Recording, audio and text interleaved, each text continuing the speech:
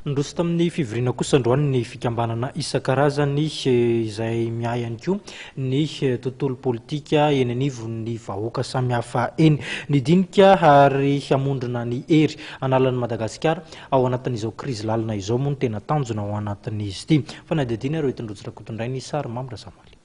Noho ny fahitana fa mihasimba hatrany hatrany ny sosialim-bahoaka amin'izao fotoana izao dia nijoro ireo fikambanana sy fiarahamonina sivily hanambatra ny hery amin'ny fanalana ny vahoaka amin'ny krizy mahazo azy ankehitriny.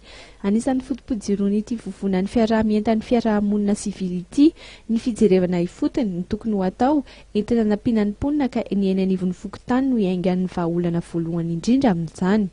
Inona ny ilanan'ny société civile amin'izao fotoana izao dia efa mikorotana be ihany ny parapolitika, miazakazaka be daholo ny mpitady ny toerana, dia aiza isika fokon'olona amin'izany adysoantsika rehetra ny namelantsika ny mpitondra rehetra teo nanao izay tany kibony, ary rehefa mahatsapa an'izany izahay rehetra reto fikambanana eo amin'ny 70 dia ny fanaraka fa ifanometanana anavitra ny fokon'olona, iainga avy any amin'ny fokon'olona araka ireny resahana tany amin'ny CCI vato ireny dia hoe ovana ny rafitra miainga ny fotony, ka ny fotony ho anay dia ny fokon'olona.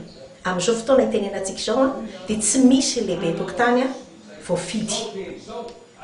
Izany hoe raha miresaka demokrasia isika zany dia efa tsy demokrasia zany satria tsy voafidim-bahoaka. Noho izany izahay dia mangataka ny andefasana ny fifidianana miainga ny fokontany.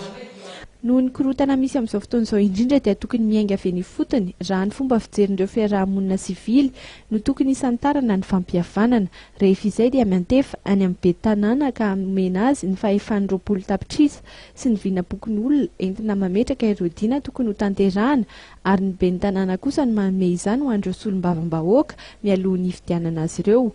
Izany dia ahafahan'ireo solombavam-bahoaka mijery izay tena zavatra ifotony takiana sy ilain'ny vahoaka malagasy.